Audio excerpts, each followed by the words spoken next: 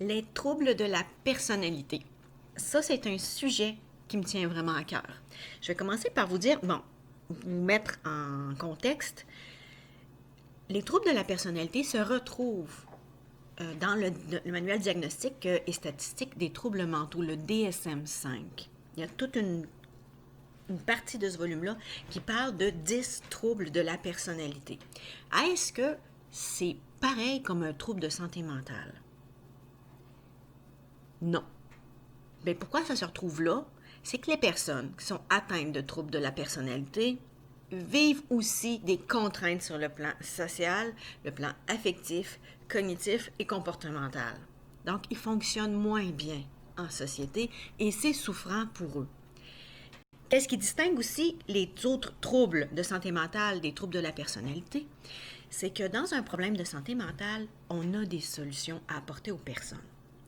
On a parlé de nos TOC, mais pour nos troubles obsessionnels compulsifs, ces personnes-là peuvent avoir recours à une médication, bien sûr, qui va réduire l'anxiété, mais aussi des thérapies cognitivo-comportementales, différentes thérapies qui vont permettre à la personne de fonctionner puis de laisser derrière elle la problématique qu'elle vivait avant. Dans le cas des TOC, c'est assez difficile. Ils font parfois de la désensibilisation systématique avec ces personnes-là pour leur permettre de tolérer leur impatience à vouloir avoir leur compulsion. Mais on va y arriver avec beaucoup d'exercices de patience. Donc, on peut, moi je dis toujours entre guillemets, guérir d'un trouble obsessionnel compulsif. Mais la personne reste vulnérable, elle se connaît. Donc, on peut s'en sortir. Les troubles de la personnalité, oh là là, ça ne se guérit pas. Pourquoi ça ne se guérit pas? Bien, premièrement, une personnalité, ça vient d'où? On n'est pas avec une personnalité, on est avec des traits qui vont s'incruster dans ta personnalité. Donc, tu as des traits hérités de tes parents à la naissance. Des traits qui peuvent être de l'ordre, par exemple, de l'impulsivité, il y a des enfants de la timidité, tu sais, ça, ce sont des traits, là. Des traits qui sont au niveau de la personnalité. Si ça vous intéresse d'en savoir davantage, regardez sur Internet le Big Five, qui nous explique de quoi est constituée la personnalité.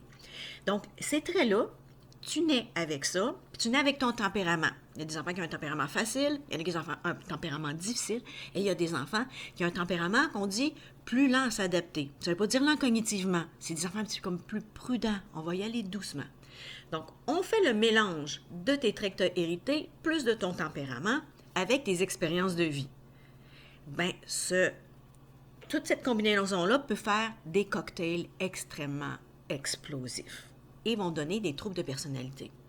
Les troubles de personnalité, c'est, à un moment donné, elles se forgent graduellement.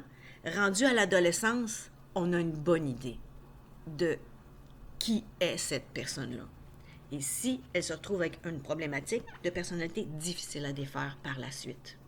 Je vais revenir un peu plus tard sur ce qu'on leur propose, les thérapies qu'on leur propose pour les soutenir, pour les aider à cheminer. Mais dites-vous bien qu'on ne guérit pas d'un trouble de personnalité.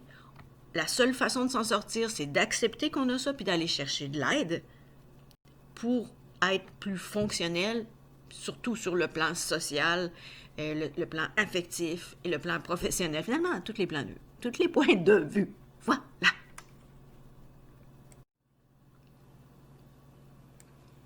Si on y va avec la description des troubles de la personnalité, on dit que ce sont des schémas de comportement ou modes de relation interpersonnelle d'une excessive rigidité qui entraîne de grandes difficultés d'adaptation, de la souffrance et des dysfonctionnements.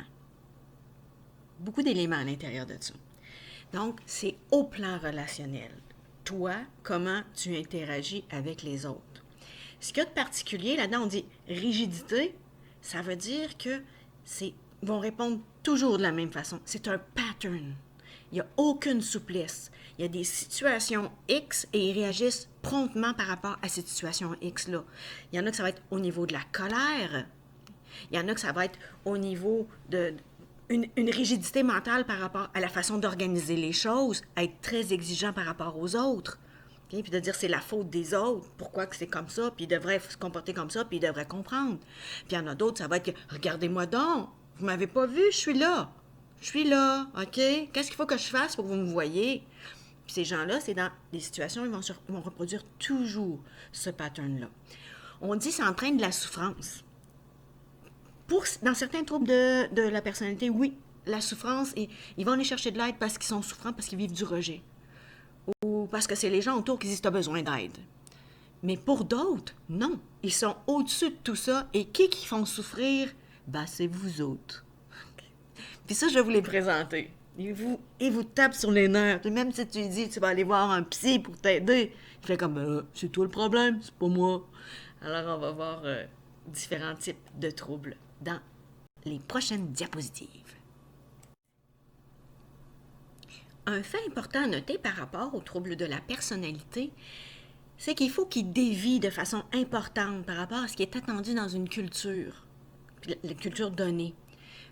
Par exemple, dans les cultures asiatiques, le fait d'être en retrait, de contrôler un peu plus ses émotions, de ne pas les communiquer avec beaucoup d'emphase, pour eux, c'est une personne qui est équilibrée.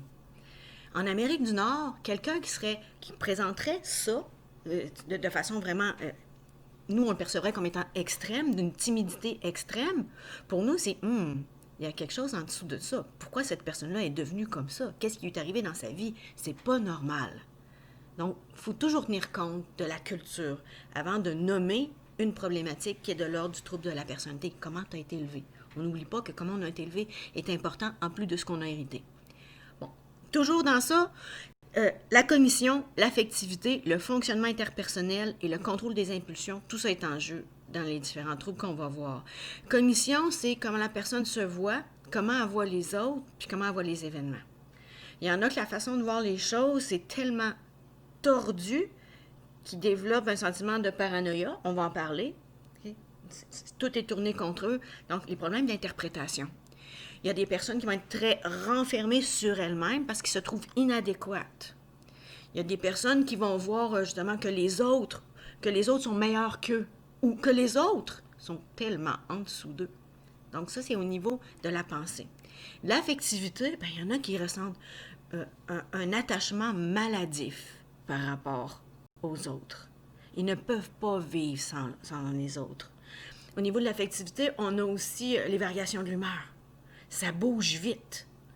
Super heureux, super enragé, super down, super heureux. En peu de temps, cette personne-là va passer tous les états d'âme. Okay? Accentué par sa consommation d'alcool et de drogue, ça devient très toxique pour les gens autour. Donc, l'affectivité va être touchée. Puis vous allez voir, dans chaque problématique, c'est différent. Le fonctionnement interpersonnel, d'avoir des gens comme ça qui ont des débalancements au niveau de l'affectivité puis de la pensée, puis on va dire aussi des comportements, parce qu'on parle de contrôle des impulsions, ça c'est comportemental, sur le plan des relations, ça marche pas. Dans bien des cas, ça marche pas. Soit qu'on abandonne ces personnes-là, ou qu'on souffre de vivre avec eux parce qu'on veut pas les abandonner parce qu'on trouve qu'ils font trop pitié. Ou qu'on les prend en charge, ou qu'on se rend compte que carrément cette personne-là est quasi délirante. On voudrait les aider, mais ils ne veulent pas toujours se faire aider. Le contrôle des impulsions, c'est ça, il y en a qui vont avoir beaucoup plus de réactivité instantanée, de l'agression qui va se produire tout de suite pour un petit détail. Ça va être ça. Puis il y en a que le contrôle des impulsions, c'est-à-dire que ça leur prend trop de temps avant de réagir. Pourquoi ils ont peur de déplaire? Ils ont peur du rejet, puis ils font rien. Ils bougent pas.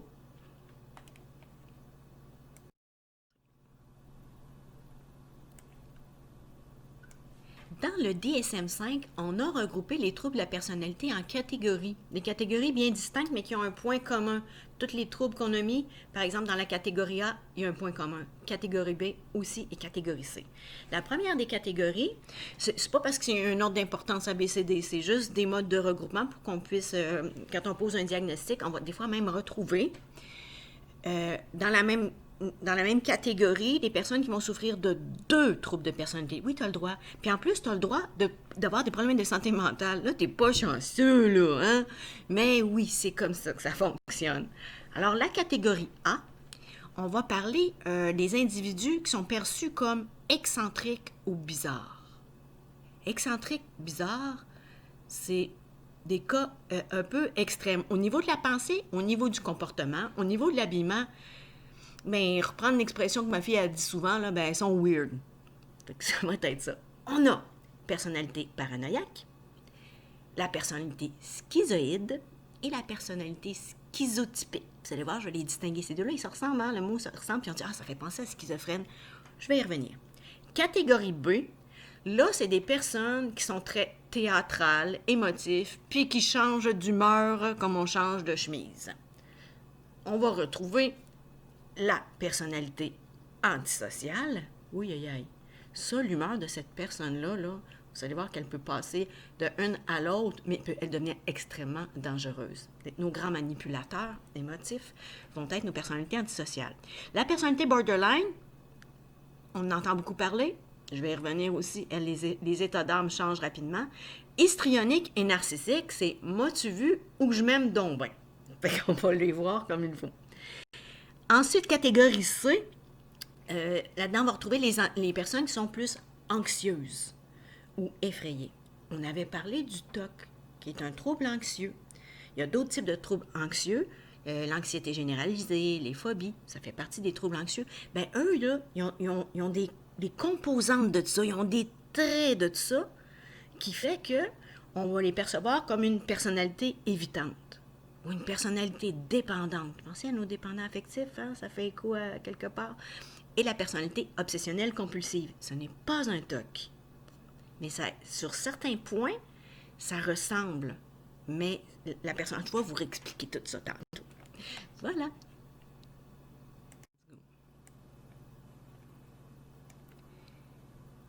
Dans la catégorie A, le premier type de personnalité qu'on va parler, c'est la personnalité paranoïaque.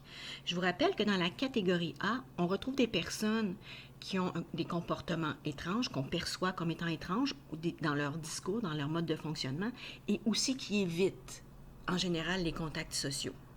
Alors, paranoïaque, ben ça le dit. Suspicion, permanence et tendance à l'interprétation. Donc, ces personnes-là sont toujours en état de doute par rapport aux autres, aux relations avec les autres. Est-ce que les autres personnes sont sincères ou malhonnêtes par rapport à eux? Habituellement, ils sont convaincus qu'il y a de la manipulation, qu'on veut se servir d'eux, qu'on parle d'eux, qu'on rit d'eux dans leur dos. Même si tu félicites quelqu'un qui est paranoïaque, il va dire « Ah, il doit vouloir quelque chose de moi. Il veut que je lui rende un service. » Ça ne peut pas être gratuit par rapport à ça. S'il n'a pas été invité à une activité parce qu'on ne voulait pas surcharger son travail, il y avait déjà beaucoup de choses, il va dire « Pourquoi on me met de côté? Est-ce qu'on juge que je suis incompétent? Ou est-ce qu'il pense que moi, je pourrais dévoiler des secrets de l'entreprise à quelqu'un d'autre? Pourquoi on me met de côté? » C'est ce genre de réflexion-là qui va se passer. Donc, méfiance soupçonneuse, envahissante envers les autres, dont les intentions sont perçues comme malveillantes. Il y en a qui vont même être convaincus qu'on les surveille. J'ai eu un client il y a quelques années qui, lui, était convaincu que c'était son employeur qui envoyait des personnes le surveiller devant chez lui pour savoir s'il sortait, quand est-ce qu'il sortait, où est-ce qu'il sortait. Bon, tout ça, parce qu'il y avait toujours devant chez lui, parce qu'il arrivait tôt du travail, mais à partir de 6 heures du soir, un véhicule blanc qui était stationné en avant de chez lui. Puis rendu au petit matin, le véhicule était encore là, et quand il allait dîner chez lui, le véhicule n'était plus là. Donc ce véhicule-là devait être stationné à son lieu de travail, mais là, il ne savait pas où. Vous voyez un peu? Dans la réalité, c'est que c'est quelqu'un qui habitait dans son immeuble, tout simplement, puis que lui ne revenait pas pour dîner, mais que le soir, il stationnait là. Mais encore là, même si on essaie de lui faire comprendre que cette personne-là, elle vit dans son immeuble, puis c'est son horaire de travail qui fait ça, il va dire, mais pourquoi lui vit dans mon immeuble? Pourquoi il a choisi de vivre près de moi? Je suis convaincue que c'est mon employeur qui lui paie son loyer pour m'espionner. Difficile à défaire. C'est très envahissant. Quelqu'un qui a ce mode de pensée-là. Donc, c'est sûr que les relations avec les autres personnes vont être très difficiles. Se faire des amis, parce que pour lui, on va toujours jouer dans son dos. Il va toujours y avoir quelque chose, puis tout le monde est dangereux. Donc, cette personne-là, ça ne veut pas dire qu'elle n'aura pas une vie affective et sociale. Oui. Je prends l'exemple de ce monsieur-là, mais marié, il y a une épouse, il y a des enfants, mais eux vivent avec son mode de pensée à lui, qui est irrationnel, mais il se plie à ce que lui dit. Parce que pour lui, il n'y a pas d'autre réalité, ça ne donne rien de s'obstiner. À la limite, il finit par perdre tous ses soutiens. Bien entendu, il était en instance de divorce au moment où on s'est rencontrés et c'est pour ça qu'il venait me voir.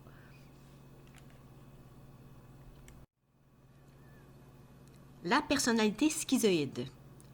Le nom fait penser à schizophrénie, mais la schizophrénie, c'est un trouble de santé mentale qui est une catégorie à part. Les symptômes et les critères diagnostiques sont bien différents de ce qui est la personnalité. N'oubliez pas que la personnalité, une personnalité, ça ne se change pas, ça ne se soigne pas. La schizophrénie, on peut avoir un soutien thérapeutique pour cette personne-là pour l'aider à être fonctionnelle. Ici, c'est vraiment des traits, une structure. Qu'est-ce qu'on voit là-dedans? Manque d'intérêt pour les relations sociales, mais vraiment, vraiment, vraiment, il n'y a personne qui les intéresse, ils n'apprécient pas ça du tout. Ils n'ont aucun ami intime, donc pas d'amoureux, pas d'amoureuse. Relations sexuelles, oubliez ça, zéro. Mais ils s'intéressent à quoi? Ils voient-tu du monde? Ils ont des proches, mais ils ne les considèrent pas comme des proches parce qu'ils n'ont pas le goût d'être proches. Donc, le père, la mère, les frères, les sœurs vont s'inquiéter pour lui, vont l'inviter dans des activités familiales, mais il va faire le pot de fleurs dans la salle. Vous voyez un peu le portrait, là? Il n'y a pas d'intérêt à être là. Ce qu'il aime, il peut focuser sur des choses sur lesquelles lui, c'est juste ses intérêts. Je dis lui parce qu'il y a plus d'hommes que de femmes. Lui, ses intérêts, c'est juste ça. Si c'est la musique, c'est juste ça. Si c'est l'informatique, il n'y a que ça. Là-dedans où il prend du plaisir. Mais c'est jamais des plaisirs très intenses. C'est je fais ce qu'il faut, ça m'intéresse. Mais les gens ne m'intéressent pas. Dans les schizoïdes, on va même remarquer que s'ils éprouvent de l'affection, ça va être beaucoup plus pour un animal domestique que pour une personne. Donc, mode général de détachement par rapport aux relations sociales et restriction de la variété des expressions émotionnelles. Donc, on ne les verra pas rire aux grands éclats, ni pleurer dans des situations. On dirait qu'ils sont intouchables, ils sont comme en téflon. Voilà. Donc, puis même si on leur demande qu'est-ce que tu éprouves, souvent ils n'ont pas de mots pour nommer qu'est-ce qu'ils éprouvent. Ils vont dire je me sens pas bien.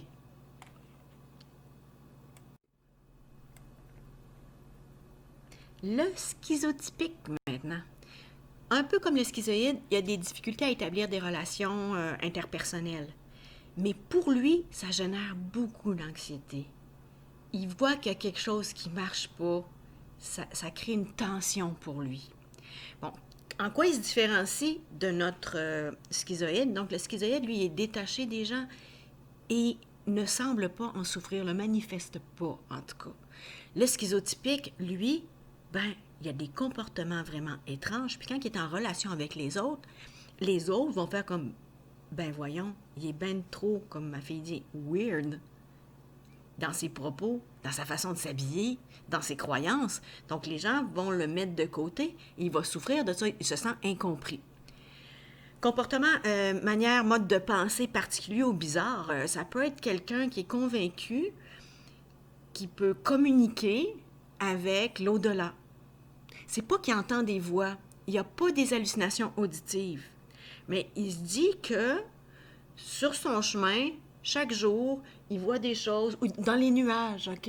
Il regarde les nuages, puis là, il dit ça, c'est un message de grand-mère qui est en train de me dire qu'aujourd'hui, ça va être une journée particulièrement agréable. Il a vu ça. Il voit passer un petit lièvre qui traverse le chemin. Ça, c'est un autre message, qui serait aussi un message de l'au-delà. Bon. Donc, ça peut être ce genre de choses-là. Ils vont être convaincus ça peut être ça, avoir des illusions de télépathie, par exemple. Savoir, il est convaincu qu'il sait ce qui se passe dans la tête des autres, qu'il est en train de communiquer de façon télépathique avec quelqu'un d'autre, mais il ne va pas le vérifier. Il regarde la personne et il s'imagine qu'il est en train de lire les pensées de cette personne-là.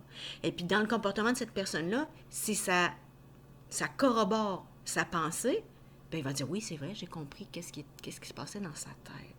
Fait qu'il est bizarre. On dit que ça frise la schizophrénie, mais c'est pas un point délirant qui devient dysfonctionnel. Comment on va le percevoir? Comme quelqu'un on dit une gêne aiguë, okay? Il va être renfermé sur lui-même.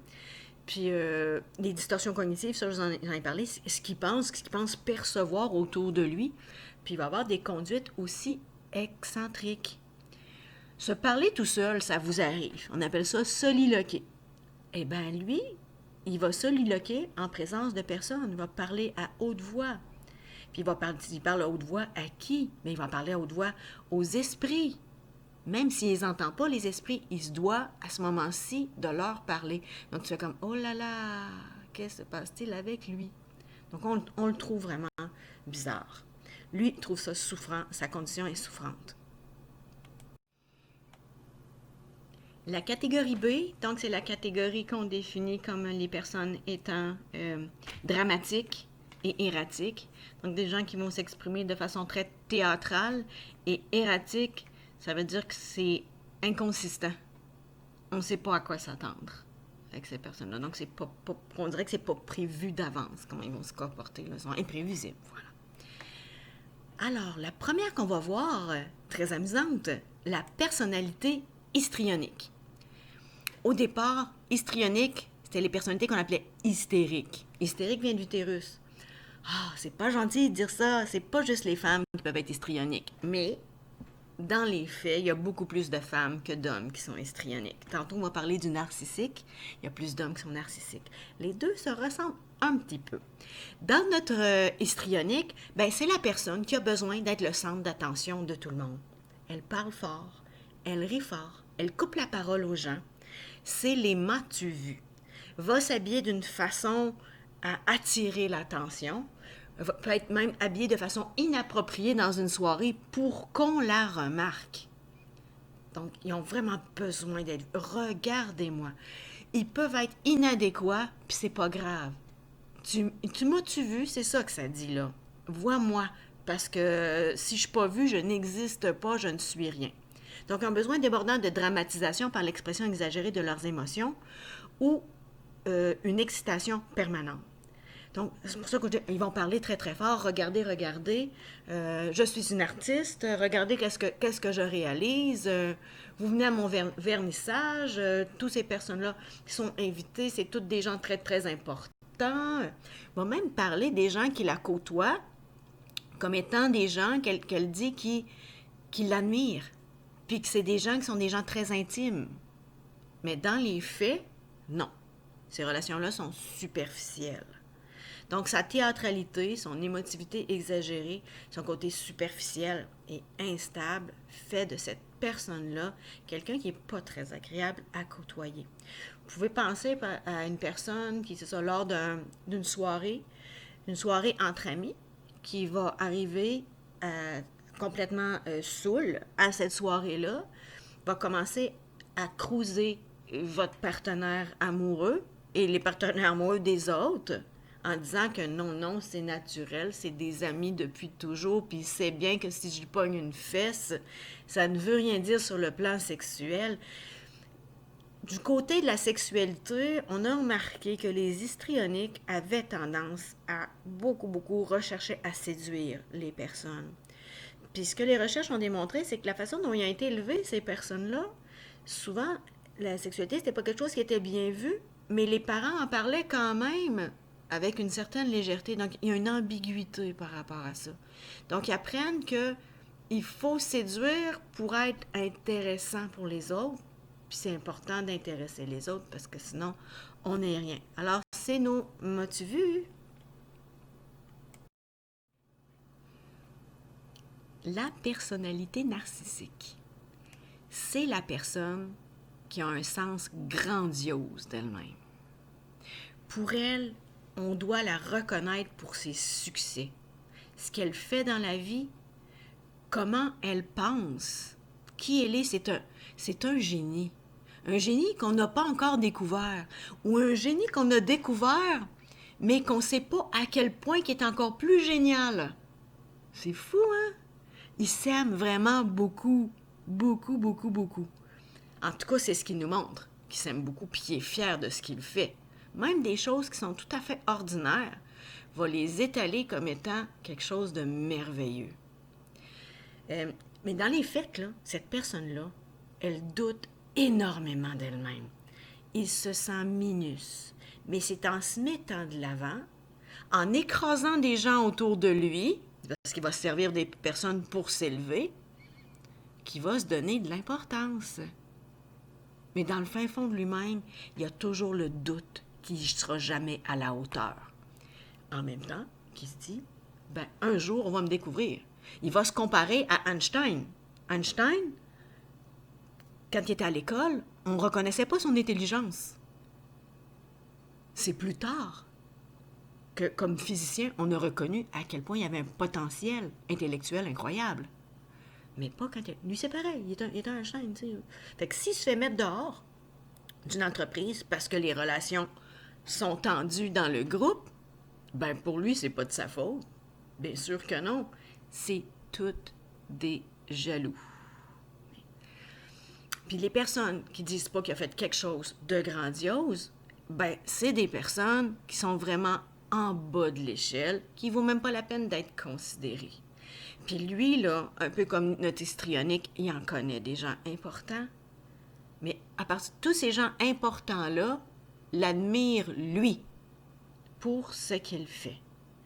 On va retrouver des personnalités narcissiques dans certains champs d'études et de travail.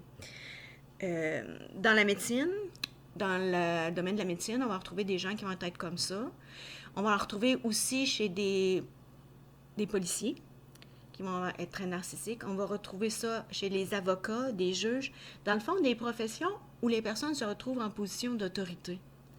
Ils ont nourri leur narcissisme. Ils ont réussi à se rendre jusqu'à ces échelons-là, mais ils continuent de l'entretenir faussement. Donc, on va en retrouver des fois. Je ne vous dis pas que tous les médecins, tous les avocats et les policiers sont narcissiques. Mais il y en a qui, cette recherche de pouvoir-là, ça leur donne d'y avoir accès, là, ça leur donne plus de... Pour eux autres, ils ont plus de charisme que les autres personnes. Ils sont plus géniaux, finalement. Mais dans les faits, du monde, c'est du monde, hein? Ouais, donc, il y a un gros doute à l'intérieur d'eux. Comment ils ont été créés, ces narcissiques-là? Ben, ce qu'on pense, c'est que la façon dont les parents se comportaient vis-à-vis eux. Les parents étaient très exigeants sur le plan des études, donc l'enfant était évalué en fonction de ses réussites scolaires. Donc, il a poussé, ses réussites scolaires, oui. Mais au lieu que les parents le félicitent sur ses réussites scolaires, le félicitent modestement, ben, les parents lui disaient que, ben, c'était peut-être pas tout à fait assez, qu'est-ce qu'il a fait, mais une chance que t'es mon fils. Puis t'as hérité de mon intelligence, c'est pour ça que tu réussis. Fait que même le parent est narcissique, se sert de son enfant. Il y a des concerts de musique, présente ça. Sa performance est tout à fait ordinaire. Mais le parent dit, regardez, c'est mon enfant. Il est-tu assez bon? Puis il a presque pas pratiqué, il a pas eu le temps parce que là, il est tellement dans plein de choses qu'il réussit. Mais regardez, vous avez écouté le concert, à quel point c'était génial. Qu'est-ce que mon enfant fait? C'est mon enfant. Donc elle retourne ça vers elle. Fait que l'enfant n'est pas apprécié pour ses vraies performances, mais pour ce que ça donne à son parent d'avoir un enfant qui se soumet à ses attentes de performance. Donc, pour le moment, c'est ce qu'on va voir. Il va nous rester d'autres catégories que je vais vous présenter bientôt. Ça va être le premier PowerPoint sur les troubles de personnalité. C'est pas pire quand même, hein? À bientôt! Alors, toujours dans la catégorie B, dramatique erratique, on retrouve la fameuse personnalité borderline. En fait, le mot borderline ne se prête plus à ce type de trouble de la personnalité dans son sens propre. Il a été défini il y a quelques années comme étant une personne qui est à la limite entre la névrose et la schizophrénie. Déjà là, ça fait peur. Mais bon, qu'est-ce qu'on voit dans cette personnalité-là? Qu'est-ce qui sont les traits principaux? Ben, c'est une grande insécurité. Des problèmes au niveau des relations avec les autres. Un besoin d'attachement très fort. Un sentiment de rejet très fort. Des difficultés à maîtriser le stress. Beaucoup d'impulsivité, de réactivité dans des situations qui ne demanderaient pas autant d'intensité. Et puis, bon, comme je disais, des relations interpersonnelles très instables. Puis ça, c'est au niveau des amitiés et des amours aussi. la personne qui est atteinte du trouble de la personnalité borderline, notre TPL, ressent un immense vide à l'intérieur d'elle, qu'elle n'arrive pas à combler, qu'elle pense qu'il va être comblé par une autre personne, mais teste constamment l'attachement de cette personne-là. Ce qu'il y a de positif au niveau de la personnalité borderline, parce qu'on a quand même des choses positives, même si c'est le trouble de la personnalité qu'on voit le plus fréquemment diagnostiqué, à 5,9%, c'est quand même beaucoup, ben ce trouble-là, on peut percevoir au fil du temps une possibilité de rémission, de rémission partielle, d'atténuation des symptômes. Ce qui était vraiment, c'est un peu comme un petit volcan. Un volcan tranquille, il explose, tout ça, mais on dirait que cette personne-là, le volcan se fait plus sourd. Donc, va maîtriser mieux, bien sûr, ses états d'âme, ses états d'impulsivité, surtout si elle reconnaît qu'elle a une problématique, cette problématique-là. On diagnostique aussi plus chez la femme. En grande majorité, ce sont des femmes. Et il y a d'autres troubles qui peuvent être associés. Donc, on voit ce qu'on appelle la comorbidité. Donc, d'autres troubles qui sont associés, la toxicomanie, les états de stress post-traumatique, les différents troubles des conduites alimentaires, dont la boulimie et l'anorexie. L'image que je vous ai mis là, à côté, Borderline, si vous avez l'occasion d'écouter ce film-là, c'est Marie-Cécile Labrec, une jeune femme qui est atteinte du trouble de la personnalité limite, qui a écrit, dans le fond, qui a fait une biographie de son existence. Ce qu'il y a de frappant dans cette histoire-là, c'est qu'elle venait d'une famille pathologique. Mère, grand-mère qui avait des gros problèmes, venait d'un milieu défavorisé, et des parents qui avaient des problèmes de santé mentale. Santé physique, souvent, est ajoutée à des problèmes de santé mentale quand il y a une mauvaise hygiène de vie. Donc, est-ce que ça veut dire que toutes les personnes qui souffrent de personnalité borderline proviennent d'un milieu défavorisé puis de des conditions de vie minimales, là, et puis il n'y a pas d'harmonie dans les milieux toxiques? Eh bien, non. Non. Dans son cas, elle, oui, ça peut faire partie des déclencheurs. D'ailleurs, quand ça commence, ben, c'est début âge adulte. On peut voir des traits borderline chez les adolescents, mais souvent on peut l'associer à la fameuse crise d'adolescence, où il y a des modifications au niveau de l'image de soi puis de l'estime de soi chez l'adolescent. Et ça va se stabiliser pour l'adolescent sain, avec une meilleure définition de lui-même. Chez la personne atteinte du trouble de la personnalité borderline, eh bien, ça, cette difficulté-là à se définir perdure durant des années. Sa façon, je parlais des relations interpersonnelles, sa façon de voir les autres, de s'attacher aux autres, c'est comme bipolaire. Il y a le pôle où je t'adore, tu es un dieu, tu es parfait, et l'autre côté, t'es qu'une merde, un trou du cul, tu ne vaux rien, je m'intéresse pas à toi. Puis de l'autre côté, vous voyez, c'est tout un, tout l'autre. Il n'y a pas de milieu. Il y a des personnes qui pensent quand ils disent « Ah, moi je connais quelqu'un qui est bipolaire. » Il change rapidement d'humeur. Puis ces humeurs sont erratiques et imprévisibles. Des crises de colère, okay? Des mouvements d'affection super intenses, une neutralité mystérieuse. Tout ça, ben, c'est pas des bipolaires. Les bipolaires, c'est sur plusieurs jours, plusieurs mois que va se faire la vague au niveau des humeurs.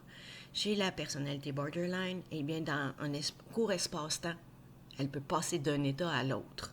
Alors, ça fait des relations très, très difficiles, sont difficiles à suivre. Et eux-mêmes se définissent comme étant des personnes qui, quand elles tombent en crise, sentent que la crise va arriver, mais qui perdent carrément le contrôle. Cette peur de perdre le contrôle fait en sorte que les crises deviennent extrêmement intenses. Il y a une petite image en haut, bon, instabilité émotive, c'est ce que ça marque, vivre beaucoup d'anxiété, parce que dans tes relations, tu sais pas où ça va mener, si tu vas être capable de garder quelqu'un. Tu as tellement un sale caractère qu'il y a bien des chances que les gens s'éloignent de toi.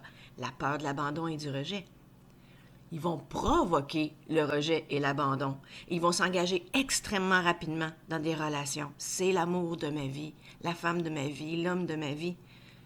En peu de temps, on va entendre parler de cette personne-là comme étant un démon, c'est un pervers narcissique, il est égoïste, il est violent. Dans sa définition. La semaine suivante, les jours suivants, ah, tout va bien, c'est un dieu. Impulsivité dans les achats, dans la consommation d'alcool, dans le jeu. Le jeu, ils peuvent même souffrir de jeux pathologiques. Ces personnes-là sont dans impulsivité et excès. Des comportements à risque, conduite en état d'ébriété, ça va arriver aussi. Consommer des drogues à l'excès aussi, qui peut entraîner des overdoses. Puis colère, violence, on va retrouver ça aussi. La dépression est, on voit l'anxiété ici, ils n'ont pas ajouté dans... Oui, on l'a mis, c'est vrai, je ne l'avais pas vu. La dépression, oui. Le suicide, je vous ai parlé tout à l'heure que les borderline, il y en a plusieurs que ça s'atténuait, puis qui pouvaient finir par vivre une vie plus paisible, une vie entre guillemets plus normale. Mais à travers l'évolution de ce trouble, eh bien, il y en a que la dépression prend toute la place et peut mener à des tentatives de suicide. Tentatives de suicide répétées, et plusieurs en meurent par suicide. C'est pas du premier acte suicidaire. C'est souvent des appels à l'aide avec le désir vraiment de disparaître, parce que le grand trou intérieur, le grand vide qu'ils ressentent n'est pas comblé et c'est souffrant. Hospitalisation, pour certains, c'est des hospitalisations multiples.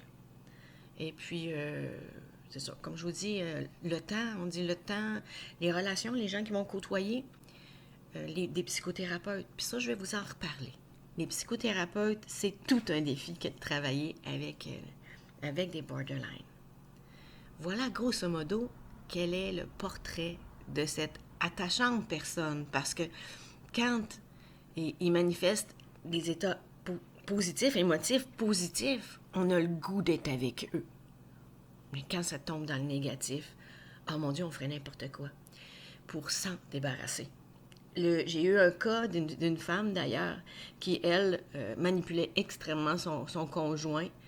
Il devait se marier, puis l'avant-veille du mariage, bon, elle est allée faire la tournée des bars, disait que c'était pour fêter sa vie comment on appelle ça, enterrement de vie de garçon, son enterrement de vie de fille.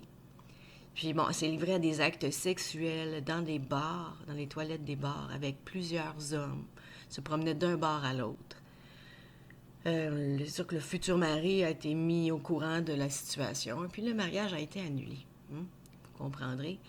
Malgré le fait qu'elle s'excusait, son impulsivité l'a amenée à poser des gestes qui n'étaient pas corrects pour le conjoint, qui n'est pas correct pour elle non plus. C'est pas se respecter. Alors, c'est ça, ça a été la fin. Le conjoint a eu à faire de la psychothérapie, un cheminement, parce qu'il était quand même traumatisé d'avoir passé il avait passé 4 ans avec cette femme-là, puis ça lui laissait des séquelles au niveau de sa personnalité à lui, là. L'estime de soi de la personne qui est atteinte du TPL est variable aussi. Donc, des fois, elle se sent vraiment bonne, vraiment belle, vraiment fine. Puis d'autres fois, ben, elle est rien que de la merde, puis elle vaut rien. Puis c'est dans ce temps-là qu'ils sont à risque de mettre fin à leur jour ou d'avoir des comportements à risque, des conduites irréfléchies. Voilà pour la TPL.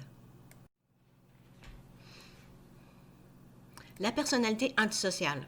Antisociale, ben ça le dit tout de suite, là, c'est quelqu'un qui est contre les règles de la société, qui est contre la société.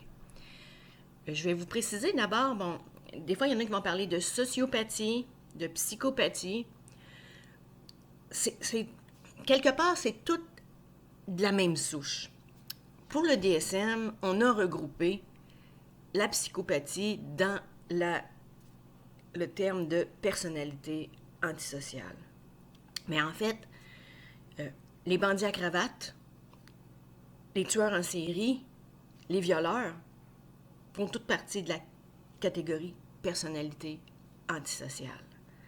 Donc, c'est pour ça que c'est très, très vaste. Mais quand on vous parlera de psychopathie ou du psychopathe, pensez tout de suite à la personne qui va commettre des crimes violents, des aberrations dans les actes de violence extrême, sans remords. Rocco Magnotta, Ici, vous avez la photo de Jeffrey Dahmer. Je vais y revenir à la prochaine diapositive. Carla Homolka et son conjoint, M. Bernardo, qui ont tué des jeunes femmes. Donc, il y a plusieurs cas. Ted Bundy, où est-ce que là, on va parler vraiment de psychopathe. N'oubliez pas, il rentre dans la catégorie des personnalités antisociales dans le DSM-5. Quand est-ce que ça commence à se développer une personnalité antisociale? Ben, ça commence en bas âge. C'est un enfant qui va, mettons, fuguer de la maison, absentéisme scolaire, bien sûr sans prévenir les parents, là, vont mentir, vont voler, vont peut-être même déclencher des incendies, vont avoir différents problèmes, troubles de conduite qui vont être repris quelque part par les parents, par les autorités. Mais il y a toujours ce fond-là de faire du trouble, faire du mal. On a aussi remarqué que pour les psychopathes, il y avait une fascination pour tout ce qui touche la mort. La mort, les os, les animaux morts. Les animaux morts, si ce n'est pas des animaux qu'il trouve morts, il va même torturer des animaux, puis prendre un certain plaisir. Alors, c'est pas du monde fin, hein, à avoir autour de soi. Donc, tendance générale à violer la loi, des comportements qui vont être impulsifs. On peut associer ça, la comorbidité pour la personnalité antisociale, on peut parler encore là de toxicomanie. Avec leur comportement impulsif, on va essayer d'engourdir ça d'une certaine manière, puis ça désinhibe. L'alcool, ça désinhibe, donc le passage à l'acte est beaucoup plus facile. Mépris des obligations sociales et transgression des droits d'autrui, puis on dit ça survient depuis l'âge de 15 ans. Donc, on a vu ça déjà apparaître. C'est un peu sournois. Il y a quelques cas où c'est au début adulte seulement qu'on a pu déceler ça, mais c'est ça, c'était latent. Okay?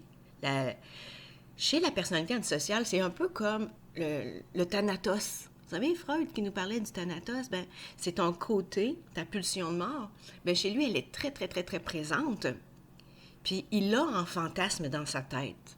Mais à un moment donné, le fantasme devient réalité.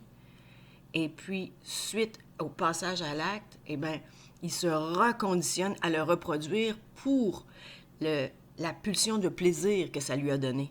Fait que tu as du Eros puis du Thanatos.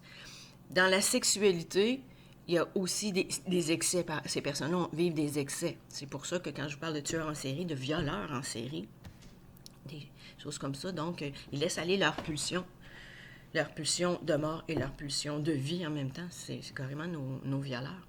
On dit manque d'empathie, absence de culpabilité ou de remords, dureté et cruauté envers les autres. Après avoir commis des gestes répréhensibles, ces personnes-là n'ont aucun remords. Et ils vont recommencer. Même si on lui dit, bon, ben là, c'est l'emprisonnement le prochain coup, même s'ils ont fait de la prison, à minute qu'ils sont libérés, ben, vont reprendre leur activité comme si de rien n'était. Ça leur fait pas peur. La punition, ça n'a aucun effet sur eux. Alors, on dit dureté, cruauté envers les autres, puis comme je vous disais, envers les animaux aussi. Ce sont de grands manipulateurs et de grands charmeurs. Pour obtenir ce qu'ils veulent, ben c'est ça, on va arriver à séduire. Ils vont séduire les gens. Passer pour de très bonnes personnes, des personnes intéressantes, mais après ça, watch out! C'est pour ça que je vais vous parler tout à l'heure de notre très cher ami Jeffrey Dahmer, qui est décédé d'ailleurs dans une prison. Allons-y.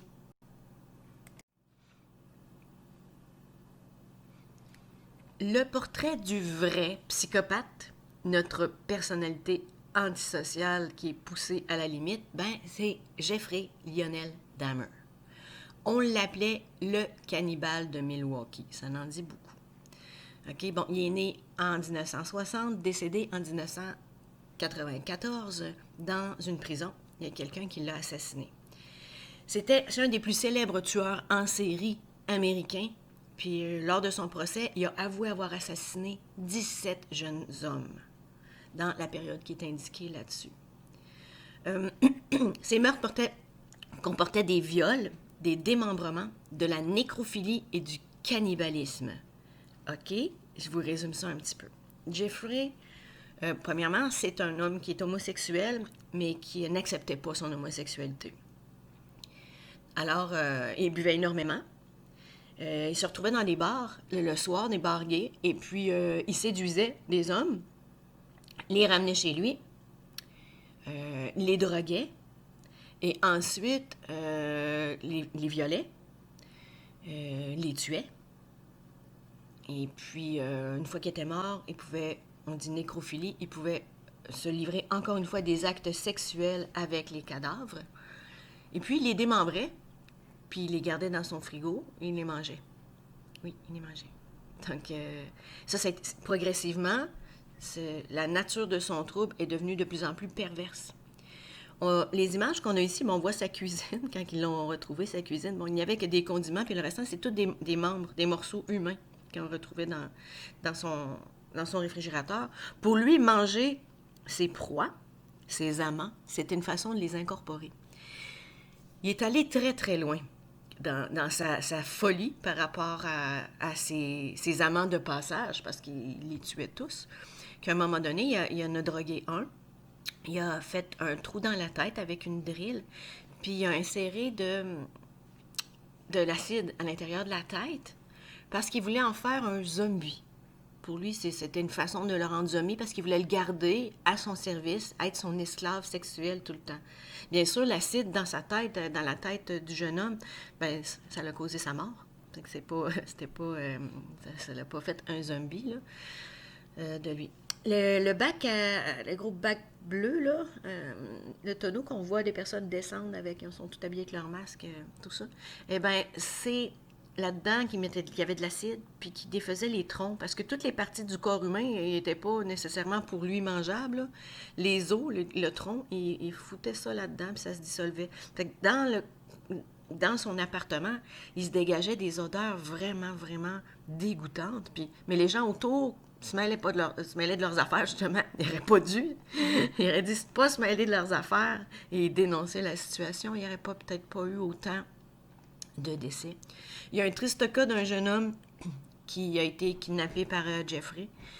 Jeffrey l'avait drogué. Il a voulu commencer à faire justement avec lui aussi sa stratégie de perçage de trous de tête. Et puis le jeune homme il s'est comme réveillé. Il s'est sauvé, il courait dans la rue, il était nu parce qu'il l'avait déshabillé pour l'agresser. Les policiers ont arrêté le jeune homme qui courait nu. Jeffrey est arrivé derrière, puis il a dit aux policiers que c'était son amant, puis qu'il y avait une chicane de couple, puis que son amant, parce qu'il consommait de la drogue. Alors les policiers ont dit, c'est correct, ramenez-le à la maison et prenez-en soin. Eh bien, ça a entraîné le décès du jeune homme. Si vous voulez en savoir plus, bien sûr, il y a beaucoup de documents sur Internet, des documents qui sont fiables, des documents où on voit le père, Lionel, c'est parce qu'il porte le nom de son père, Lionel, le père de Jeffrey, qui parle de son fils, puis qui ne comprend pas qu'est-ce qui est arrivé, le pourquoi. Et bon, ils nous font le parcours de sa vie, de son enfance jusqu'à sa mort. Il y a quand même des bons des documentaires qui sont bien faits. Il y en a d'autres que c'est un peu tiré par les cheveux parce qu'il y a du sensationnalisme à faire là-dedans aussi. Alors, si c'est quelque chose qui vous intéresse de comprendre davantage qu'est-ce qui a poussé un homme comme ça à devenir comme ça, allez-y. Mais je vous dis, si vous êtes sensible, un peu sensible, il peut y avoir des images traumatiques et des contenus traumatiques. Alors, avant de fouiner là-dedans, posez-vous la question, est-ce que vous êtes capable d'assumer qu'un être humain était capable de faire des choses comme ça? Aller au-delà de votre curiosité, c'est peut-être pas nécessairement une bonne chose. Comme dans le cas de Rocco Magnotta, quand il a publié la photo de sa victime qui venait d'assassiner, puis qui découpait en morceaux, bien, les gens qui ont regardé cette vidéo-là, qui a été retirée, heureusement, il y en a qui se sont retrouvés avec des chocs post-traumatiques importants. Il y a un besoin de psychothérapie et de médication parce qu'ils faisaient des cauchemars. Carrément, là, quand ils ont réalisé que c'était réel, ils voyaient vraiment quelqu'un qui était en train de démembrer un individu. Alors, allez-y de prudence. Enfin, la dernière catégorie, la catégorie C, on y retrouve des individus qui sont marqués par des traits anxieux et qui sont aussi craintifs. Alors, commençons par la personnalité évitante. Bien, ça le dit tout de suite, évitant veut dire éviter. Cet individu-là va se placer dans des situations inconfortables. Il va percevoir à l'avance des situations inconfortables, donc il va éviter justement de s'engager dans ces situations-là. Il va laisser aux autres le soin de faire ses tâches par peur d'échouer. Il est terrifié par le rejet ou la critique, donc tout ce qu'il fait, en fait, il en fait très peu. Il en fait très peu, puis il a toujours besoin qu'on lui dise si c'est correct. Toujours besoin de vérifier. C'est-tu correct? C'est-tu les bonnes consignes que je respecte? C'est-tu vraiment ça que vous vous attendez? Donc, ça devient lourd pour les collègues de travail, pour les collègues de classe, parce que se retrouver à travailler en équipe avec quelqu'un qui manque carrément d'autonomie de cette façon-là, qui doute constamment, on finit par se taper tout l'ouvrage. Donc, éviter les relations avec les autres. On pense même que la personnalité évitante, il y aurait un fond important de phobie sociale qui se développe graduellement. Parce que c'est pas d'hier que cette personne-là se retrouve dans des situations où elle a peur de s'engager dans des activités par peur d'échouer, là. Donc, même durant l'enfance, ça peut être la façon dont les parents l'ont élevé, qu'ils mettaient tellement de pression sur cet individu-là. Il a peut-être vécu des échecs ou par peur de vivre des échecs puis d'avoir des représailles de ses parents. Et bien, il s'est retrouvé dans une situation où est-ce qu'il ne veut s'engager dans rien ou dans très peu. Ces personnes-là, c'est ça, même s'ils ont beaucoup de potentiel, peuvent faire des hautes études. Durant les études, ben c'est ça, ils vont être très, très anxieux. Ils vont toujours essayer de s'assurer que tout est correct, que les professeurs trouvent que c'est correct, qu'ils ne sont pas à veille d'échouer, mais ils n'échouent pas dans les faits. Ils réussissent très bien, mais la peur de l'échec est au-dessus de leur tête constamment, constamment. Une fois les études terminées, aller sur le marché du travail, ça, c'est une autre affaire, là. Donc, décrocher des entrevues, la peur d'échouer à l'entrevue va faire que des fois, ils ne se présenteront même pas à l'entrevue. Si par chance, ils ont un travail et que ça nécessite d'être en relation avec beaucoup de personnes, ça se peut qu'ils choisissent de se retirer de cet emploi-là ou de ne pas accepter une promotion où est-ce qu'il y aurait beaucoup de personnes autour parce qu'il y a peur du jugement des autres. Voilà, donc c'est quelqu'un qui est très, très hyper sensible au jugement d'autrui, puis dans les faits, on n'arrive même pas à le rassurer. Même si on lui dit non, tout est bien, tout est correct, pour lui, l'anxiété reste présente. Le sentiment d'infériorité et d'incompétence est très, très présent chez la personnalité évitante.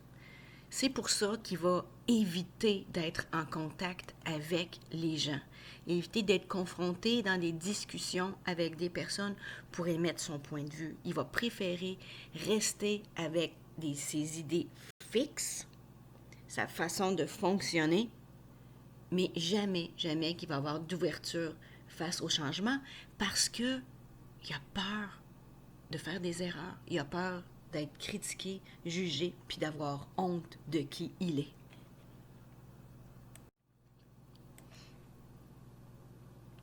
La personnalité dépendante.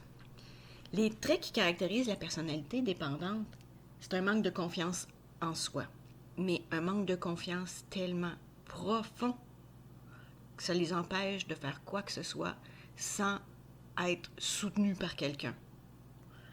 On va voir, par exemple, aussi apparaître l'absence, bien sûr, d'autonomie dans la prise de décision. Ils ne sont pas capables de prendre une décision par eux-mêmes. Il faut que les autres les prennent à leur place. Donc, ils vont cultiver vraiment un sentiment d'impuissance puis d'incompétence. Puis les autres qui vont être autour d'eux vont toujours faire à leur place. Ça va augmenter leur manque de confiance en eux et leur sentiment d'incompétence. Vous avez déjà entendu parler de la dépendance affective? Ben, c'est de ça qu'on parle aussi. Donc, dans les relations, ces personnes-là sont incapables d'être seules. Premièrement, être seul, puis c'est pas juste seul dans la vie, c'est pas juste d'être célibataire le problème, là. C'est seul à la maison. Si le conjoint est parti écouter une game de hockey avec ses chums, c'est la détresse totale. Elle est seule à la maison. Il n'est pas là. Elle souffre énormément. Puis tout le temps qu'il va être parti, elle va se ronger les sangs en se disant qu'il y a beaucoup plus de plaisir avec ses amis qu'avec elle. Dans les faits, c'est peut-être ça aussi. Parce qu'ils sont tellement collant que ça devient épuisant. On parle de soumission, et ces personnes-là vont se soumettre aux 4 volontés de leur partenaire, de leurs proches, pour ne pas les perdre. Parce qu'il faut qu'ils soient avec eux tout le temps. Et si jamais ce partenaire-là s'épuise, se tanne, ce qui arrive dans bien des cas, ça entraîne la séparation, bien, ça ne sera pas long qu'elle va tout de suite tomber en amour avec quelqu'un d'autre et on repart le bal collant. Donc, c'est un petit peu ça. Donc, cultive la soumission, l'impuissance, laisse les autres prendre des décisions par peur d'abandon. Donc, des décisions qui les concernent. Hein? Je vais tout faire pour que tu restes dans ma vie. Vous imaginez, vous rencontrez quelqu'un qui est très manipulateur, puis qui veut se servir de vous financièrement, une personne qui a une personnalité dépendante, elle va tomber dans le panneau, puis elle va se faire déposséder de tous ses biens. Puis cette personne-là, le partenaire en question, peut partir avec sa fortune et la laisser sans un sou. Parce que c'est ça, pour elle, c'était tout pour elle. Il était tout pour elle. La différence entre la personnalité dépendante puis la personnalité évitante, c'est que la personnalité dépendante a le besoin des autres. Elle est incapable de vivre sans les autres ou l'autre. Tandis que la personnalité évitante, elle, c'est pas ça. Elle évite justement le contact avec les autres par peur du rejet, par peur du jugement sur ce qu'elle fait. Alors, c'est la grosse distinction. Il y en a un qui fuit les gens, l'autre colle les gens. Voilà. La personnalité obsessionnelle compulsive.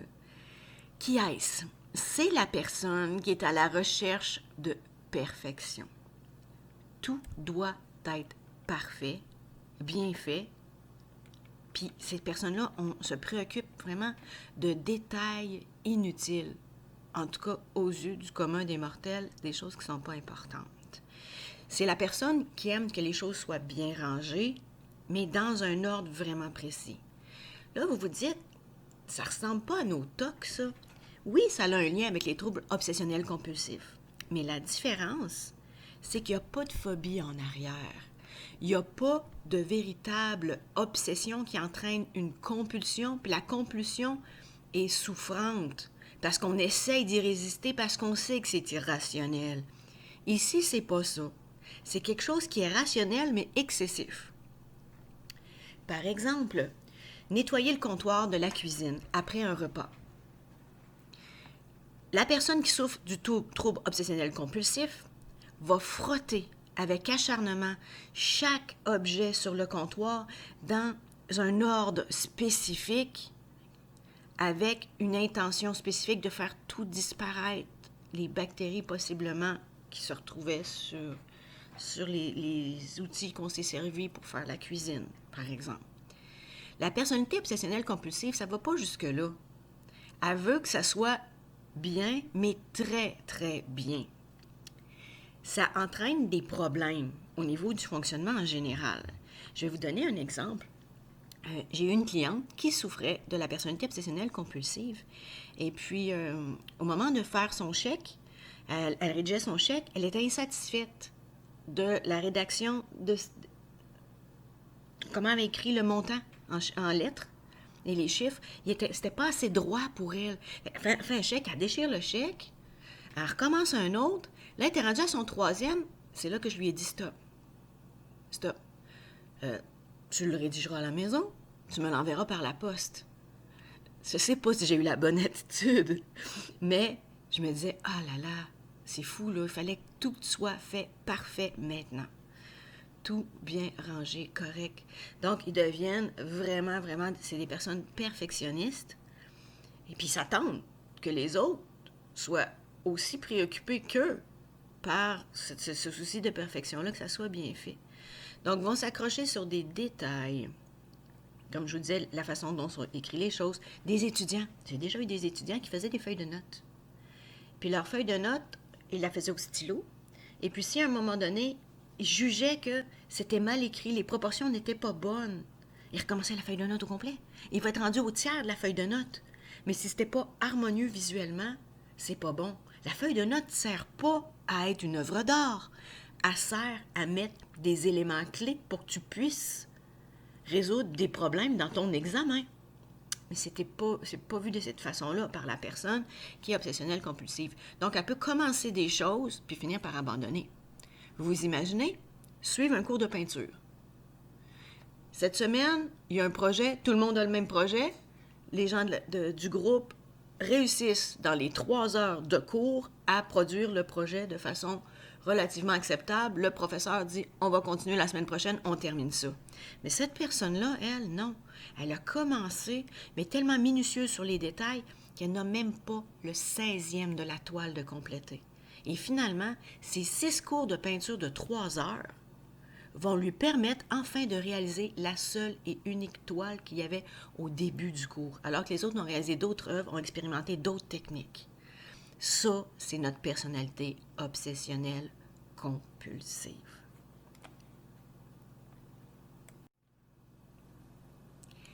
Est-ce qu'il y a un lien entre la personnalité obsessionnelle compulsive et le trouble obsessionnel compulsif? Dans une certaine mesure, oui, mais pas à 100%. Parce que la personne qui a une personnalité obsessionnelle compulsive peut continuer à fonctionner en société en étant exigeant dans plusieurs domaines, auprès de ses employés, la façon dont on va classer les documents, la façon dont il va disposer les choses sur son bureau, la façon dont il s'habille. Tout, sa recherche de perfection peut faire en sorte qu'il y a de la classe, hein, finalement, qu'on voit qu'il y a comme ça la classe, mais il est exigeant. Donc, ça va être ça. Comment il va se présenter. Le TOC, lui, les obsessions et les compulsions vont être souffrants. C'est pour ça qu'on va parler d'un problème de santé mentale et non d'un trouble de personnalité. Le problème de santé mentale, lui, peut être soigné. Le trouble de personnalité obsessionnelle compulsive, on ne peut pas le soigner. Pourquoi? Parce que cette personne-là n'est pas consciente qu'elle souffre de ce type de trouble. Pour elle, tout le monde devrait être exigeant comme ça par rapport à l'ordre dans une maison, à l'ordre dans un bureau, à l'ordre dans une voiture, à l'ordre dans la cour extérieure. Donc, fonctionnel, donc c'est un degré moindre, puis il devient pas, il n'y a pas des rituels autour de sa façon de ranger les choses. Toutefois, la personnalité obsessionnelle compulsive peut éventuellement se transformer en TOC. Il peut y avoir certains aspects, que ce soit dans son travail, justement, dans la façon de ranger les choses dans le bureau de cette personne-là, qui va faire qu'elle va développer des rituels qui peuvent prendre de plus en plus de temps. Fait qu'on est à risque de glisser. Mais ce qu'on sait, c'est que parmi les TOC, il y en a juste 20% qui proviennent de personnes qui avaient déjà une personnalité obsessionnelle compulsive. C'est pas 100%. Vraiment pas. Parce qu'une personne qui a un trouble obsessionnel compulsif, ça peut être juste face à une situation qui n'est pas une situation qui demande nécessairement la perfection. C'est un peu ça. Bon, on dit les difficultés relationnelles pour la personne qui a une personnalité obsessionnelle compulsive. Ben oui, parce que son niveau d'exigence est élevé.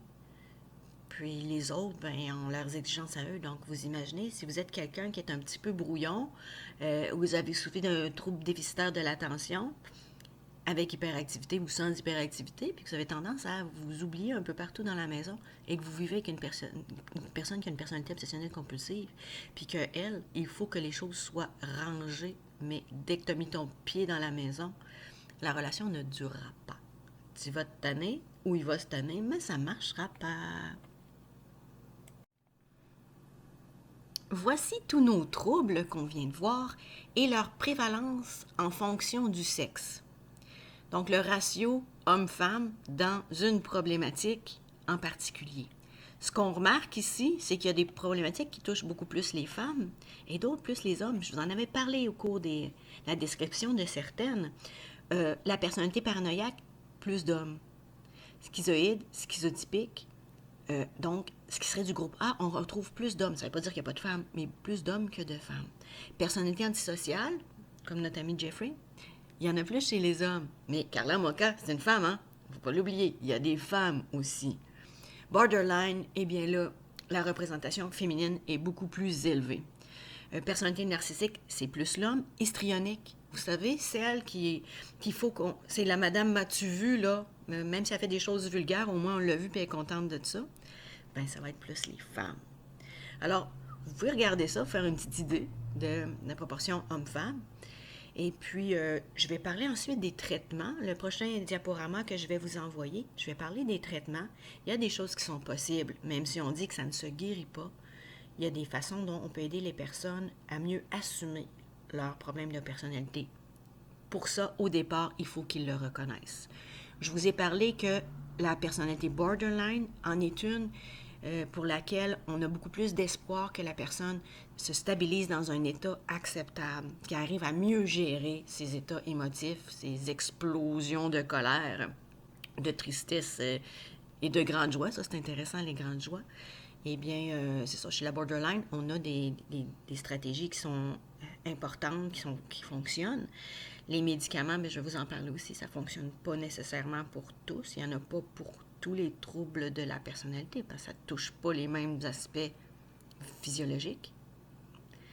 Ensuite, oui, toujours par rapport à la borderline, on sait qu'il y a quand même une partie de ces gens-là, que c'est le suicide qui est la fin de leur existence. Donc, ils n'ont même pas pu expérimenter un état de bien-être parce que la souffrance et le vide intérieur étaient trop grands. Les multiples tentatives de suicide et d'appel à l'aide n'ont pas pu être répondues à leur satisfaction à eux. C'est plus à ce niveau-là. Alors, on se revoit bientôt, on se rejase bientôt pour parler des traitements possibles de nos troubles de la personnalité. On va regarder quelles sont les causes, ou plutôt l'origine des troubles de la personnalité, parce qu'on ne connaît pas exactement les causes et souvent c'est une combinaison de plusieurs dimensions. Commençons par la dimension biologique, donc génétiquement.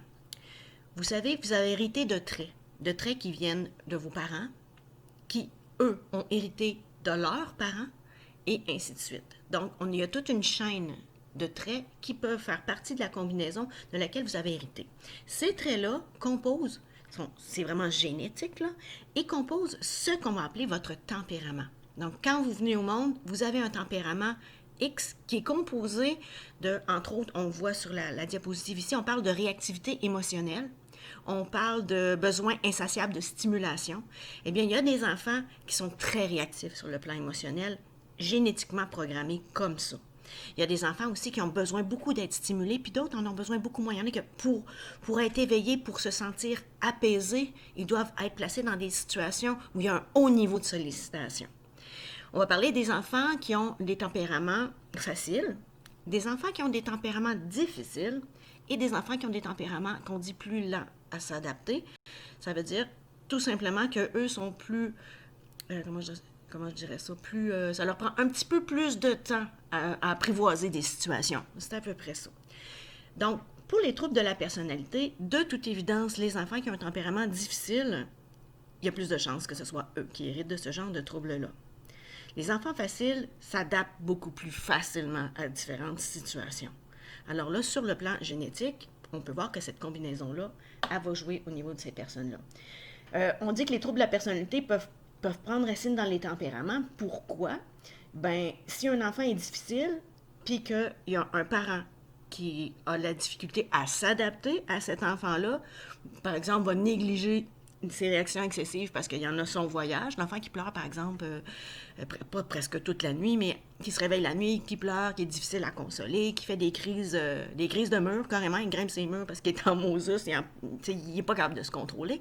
Et bien, le parent excédé peut peut-être avoir de mauvaises façons d'encadrer cet enfant-là. Et puis ça peut amener à développer les troubles de personnalité, par exemple, la personnalité borderline. Okay. L'enfant va se sentir rejeté, il va toujours être à la recherche de l'amour parental parce qu'il a vécu des crises, puis parfois ses parents n'ont pas répondu à ses besoins. On va voir des situations comme ça. Fait que les traits sont là, puis la réaction des parents à cet enfant-là. Les bonnes combinaisons ne créeront pas des problèmes de personnalité, mais une bonne combinaison parent-enfant, parce qu'il y a des parents qui ont des enfants qui ont des tempéraments difficiles, puis ces enfants-là ne développent pas des troubles de personnalité. C'est qu'ils ont été capables de bien gérer les traits de leur enfant pour qu'ils développent une personnalité saine.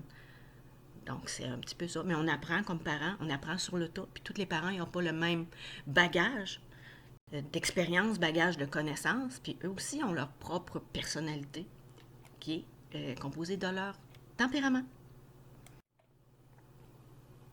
On a parlé que les gènes qui déterminent nos traits jouent un rôle important dans le fait de développer ou non un trouble de la personnalité. Ce qu'on a remarqué, puis qui est clairement établi, c'est que des personnes, par exemple, qui auraient un trouble de la personnalité schizotypique, auraient dans leur famille quelqu'un du premier degré qui souffrirait de schizophrénie. On sait que le schizotypique n'est pas un schizophrène, mais il se retrouve quand même avec des traits similaires à la schizophrénie par rapport à des idées un peu spéciales sans être des idées délirantes. Donc ça, c'est clairement établi qu'on a des prédispositions à développer ces troubles-là quand dans la famille, on a des troubles apparentés.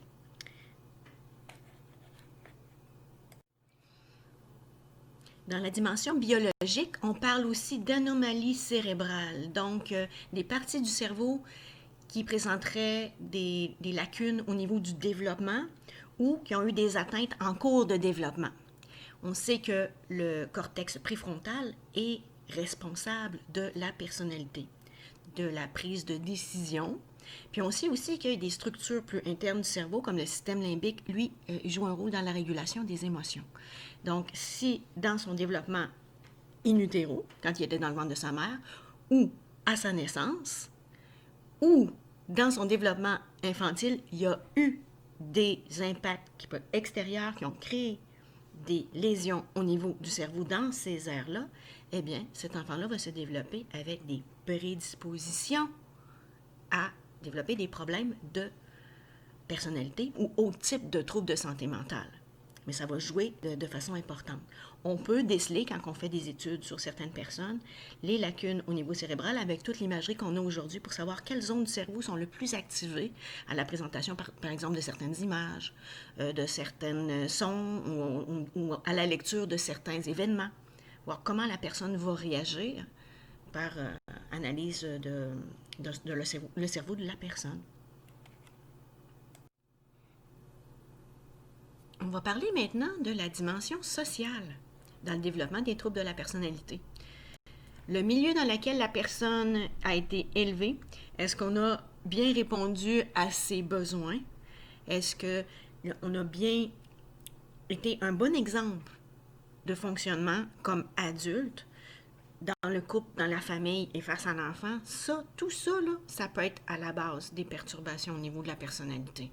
Si on regarde chacun des troubles, on peut trouver à la base quelque chose qui viendrait de quand tu étais petit, avec qui tu as été en contact, des personnes significatives dans ton enfance, et souvent ce sont les parents, les personnes qui, en tout cas, qui ont les référents qui ont pris soin de nous quand on était jeunes.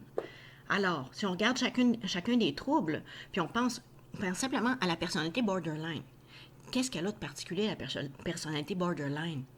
Bien, elle a une instabilité sur le plan émotionnel. Elle a beaucoup d'impulsivité. Donc, elle a vécu de l'amour et du rejet.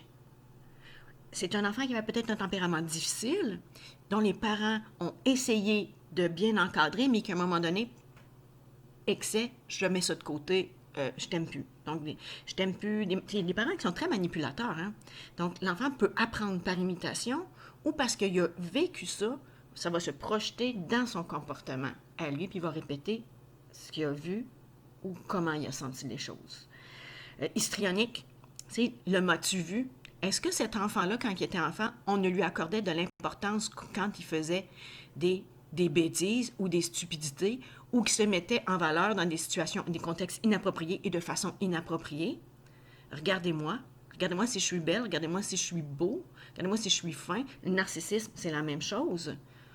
Il n'était reconnu que par ses exploits, ou que ses parents mettaient beaucoup d'emphase sur ses pseudo-exploits.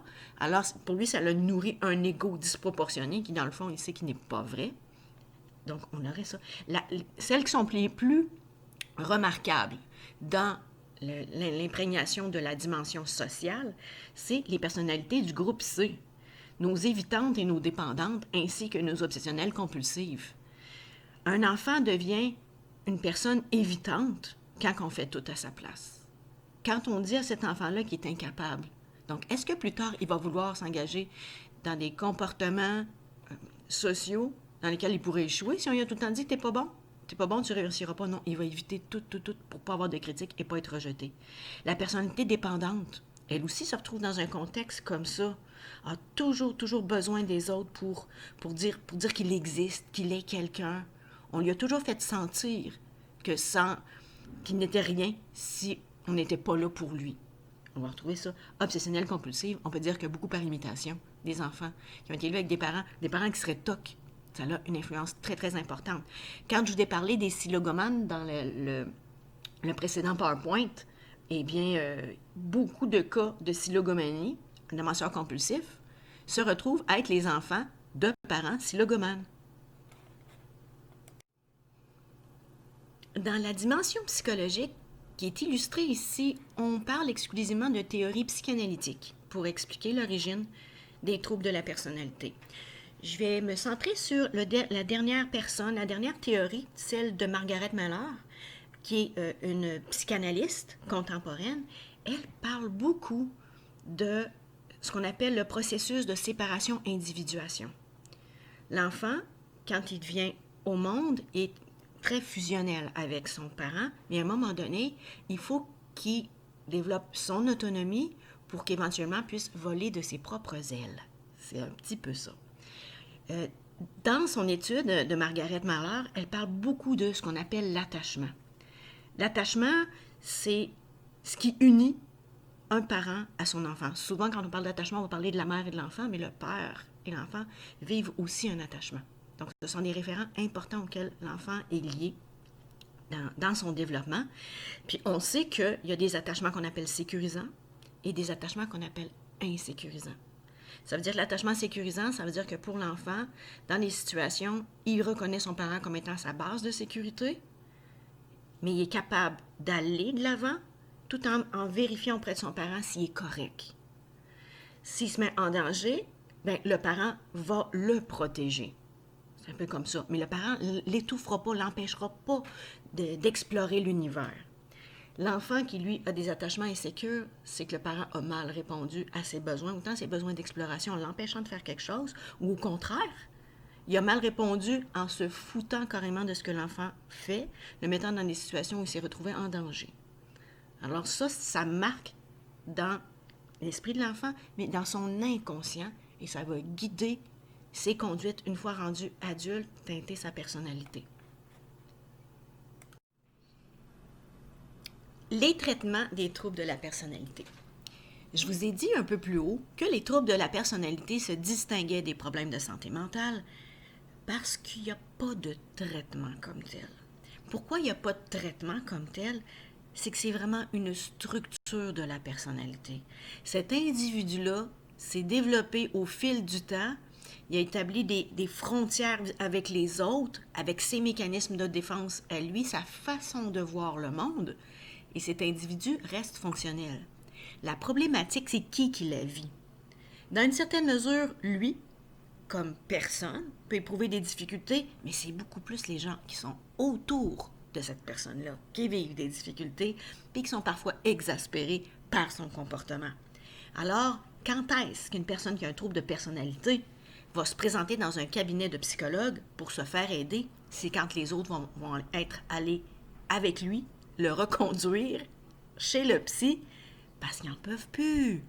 Qui va se retrouver le plus souvent en intervention clinique? Ça va être souvent nos personnalités borderline. Parce que la personnalité borderline, quand ça va vraiment mal dans son grand vide intérieur, menace de suicide, tentative de suicide. Donc la douleur est palpable, la problématique est palpable et là, on fait quelque chose. On s'active, la personne va être hospitalisée. Il va y avoir bien sûr de la médication qui va lui être prescrite pour réduire l'anxiété et des antipsychotiques. Il y a quelques médicaments qui vont être ça pour soulager le moment, pour retourner cette personne-là dans sa situation de vie, puis il va y avoir un accompagnement. Mais est-ce que cette personne-là va continuer de suivre les recommandations de son médecin? Est-ce que cette personne-là va continuer d'aller d'aller voir le psychologue, ça, c'est une autre paire de manches. Le paranoïaque ne va pas aller consulter parce que pour lui, le thérapeute, il représente une menace. Tout à coup, qu'il fasse partie du complot.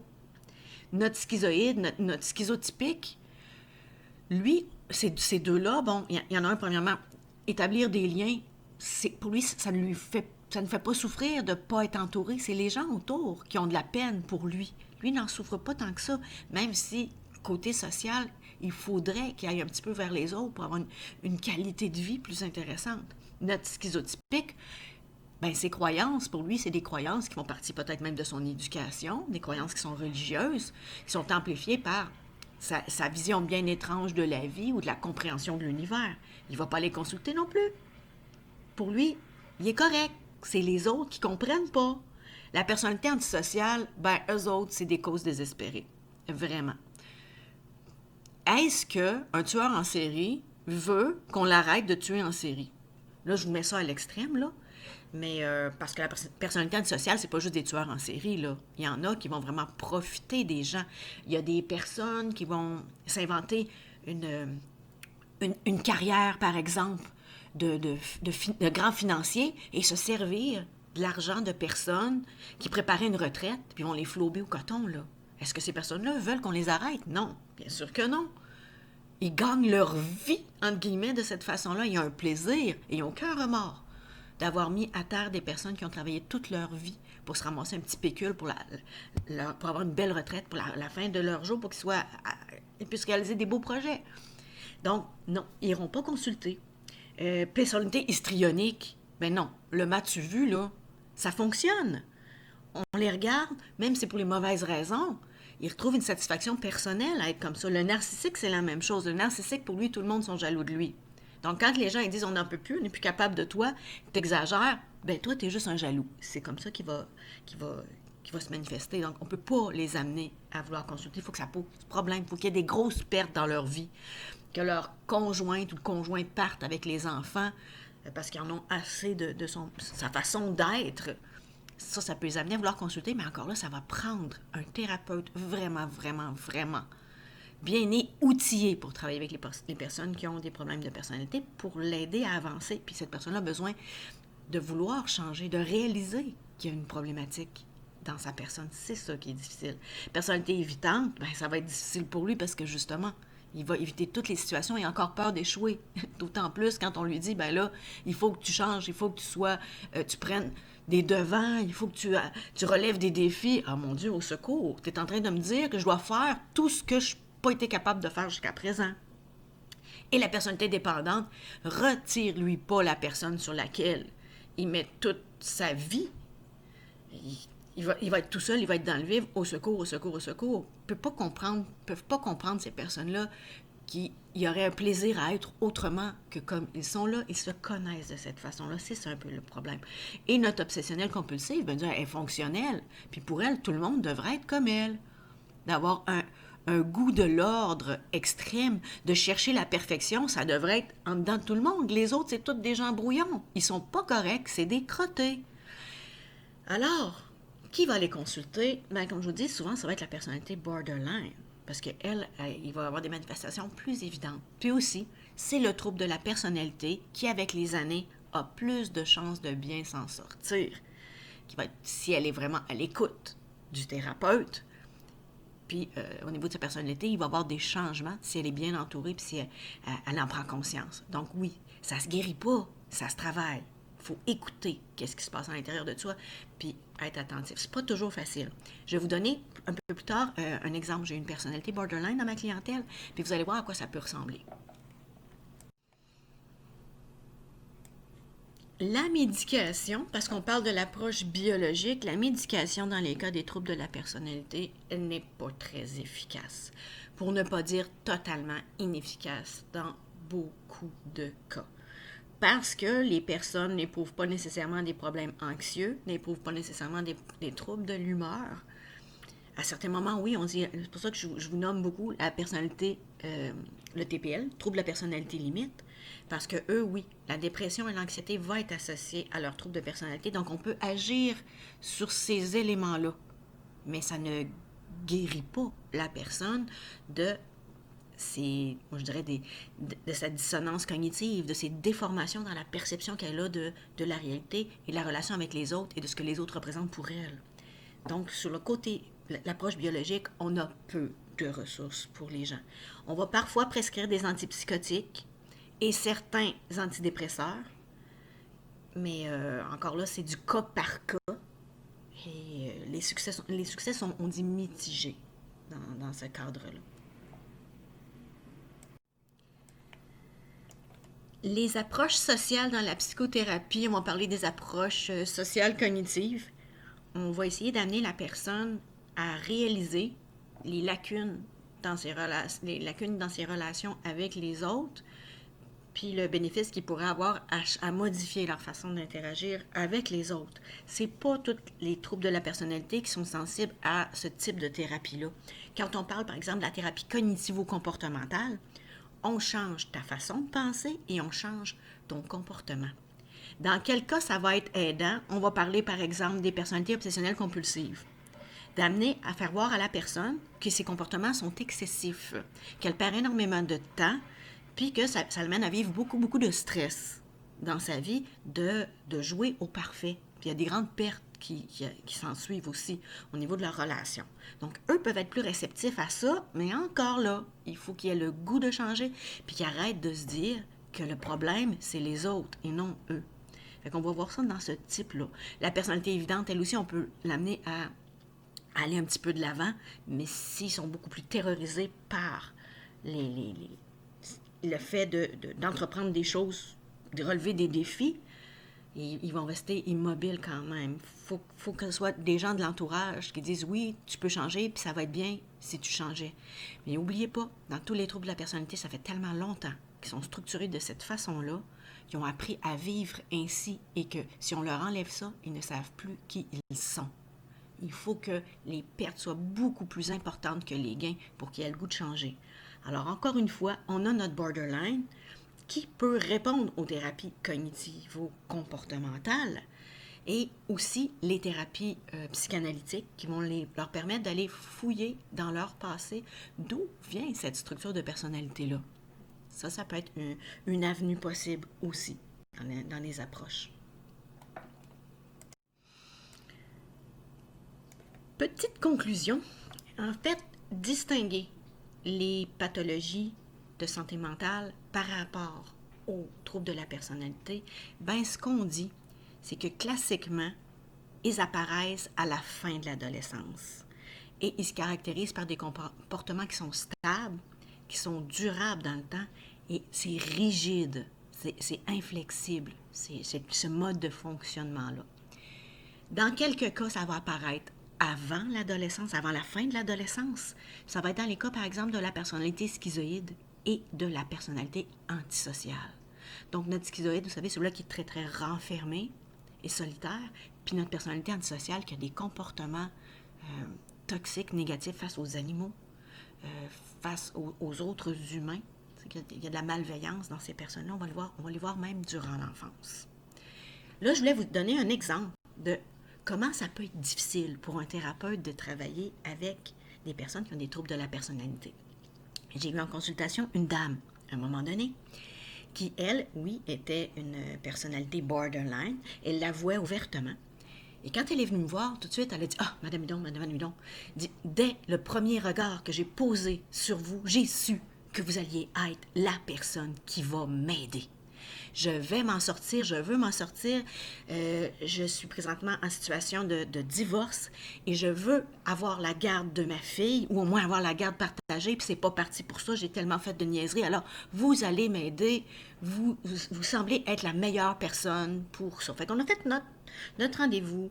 L'heure, il y avait juste je suis donc merveilleuse. Moi, Marjolaine Hudon, comme psychologue, j'étais donc merveilleuse. Puis j'étais comme, mais je savais très bien à qui j'avais affaire. Je me suis dit, bon, première rencontre, on prend un rendez-vous la semaine prochaine. Elle a dit, oui, mais elle dit, on peut pas prolonger la rencontre, là. J'ai dit, non, j'ai des clients après. J'ai une autre rencontre. Puis 1 heure, c'est déjà bien. Là, vous allez pouvoir mijoter tout ce qu'on a discuté. Elle insiste. Je dis, bon, on va prendre un rendez-vous pour la semaine prochaine. Adressez-vous au secrétariat. Mais elle dit, j'ai dit, si jamais il y a quoi que ce soit, j'ai eu le malheur de dire ça, si jamais il y a quoi que ce soit, appelez-moi s'il y a une problématique vraiment sévère, puis on devancera le rendez-vous, s'il le faut. Eh bien, croyez-le ou non, le soir même, on était vendredi, le soir même, moi, je ferme mon téléphone, c'est fini, le bureau, là, rendu à 8 heures le soir, c'était terminé. Alors, les messages tombaient dans ma boîte vocale. C'est la dame en question. Marjolaine, ça va vraiment pas bien. Là, je suis sortie, je suis allée dans un bar, puis là, il y a un gars qui s'est adressé à moi, puis je sais pas, j'ai eu comme un coup de cœur pour lui, puis là, je me suis approchée de lui, puis là, j'ai senti qu'il y avait une énergie, puis là, je me suis retrouvée chez lui, puis en tout cas, tout allait mal, parce que finalement, le gars l'a sacré dehors. Bon, au secours, il faut que je vous parle. Bon, le message était assez long, il y avait comme presque busté ma boîte vocale. Bon, je retourne pas ça parce que je l'ai pas rouvert ma boîte vocale. J'ai rouvert le lundi. Pour moi, le plus tôt, son rendez-vous à elle était prévu pour le mercredi. Le plus tôt, ça aurait été le lundi, mais encore. Deuxième message, elle me dit, vous êtes bien comme toutes les autres. Vous êtes une crise de profiteuse. En tout cas, je vous épargne tous les sacres. Okay. Vous m'aviez dit que vous seriez là pour moi, puis que vous pourriez m'aider, puis que je pouvais appeler n'importe quand. Elle m'avait mis ben épais. Raccroche. Troisième message. Lui est un petit peu plus court, puis c'était « Je m'excuse, madame. » Tout en larmes. Tu sais, je sais pas qu'est-ce qui s'est passé, mais j'ai besoin de vous, puis je me sens tellement mal. Sans vous, je ne pourrais pas m'en sortir. Puis je vous ai parlé de ma fille. Puis là, c'est blablabla. Puis là, OK. Raccroche.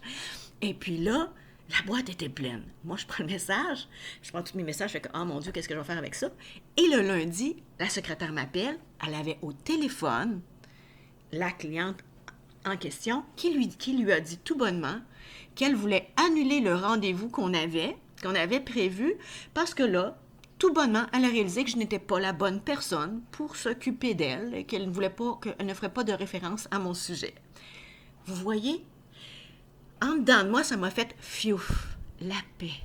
C'est plate à dire, hein, parce qu'en fait, le thérapeute devrait dire il faut que je l'aide, cette personne-là, elle est en détresse.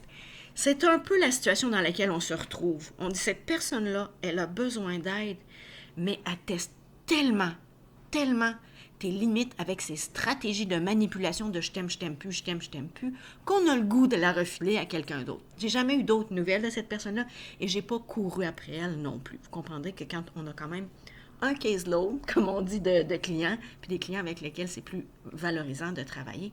Mais si elle était revenue, je l'aurais repris à mon bureau, mais à mes conditions. Il faut travailler un peu comme ça avec des personnes, mais il faut vraiment qu'il y ait le goût de changer.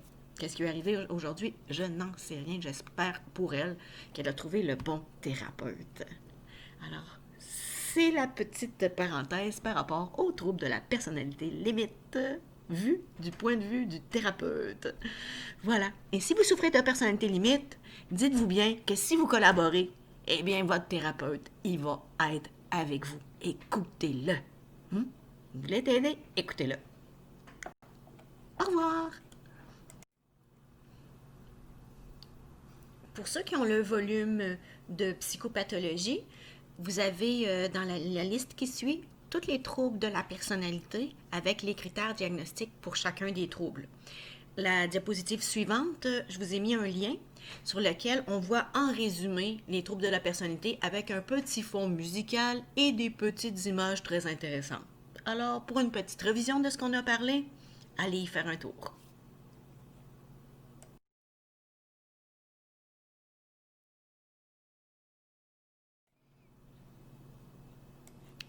Voici les acronymes pour chacun des troubles de la personnalité. Il y a juste dans le cadre de la personnalité schizoïde et schizotypique qu'on n'a pas d'acronyme comme tel. On pense souvent à TPL, troubles de la personnalité limite, nos fameux borderline, c'est ceux-là qu'on entend tout le temps. Mais on a des TPE, des TPD, des TPA pour la personnalité antisociale. Donc, ce sont les acronymes pour chacun de ces troubles-là.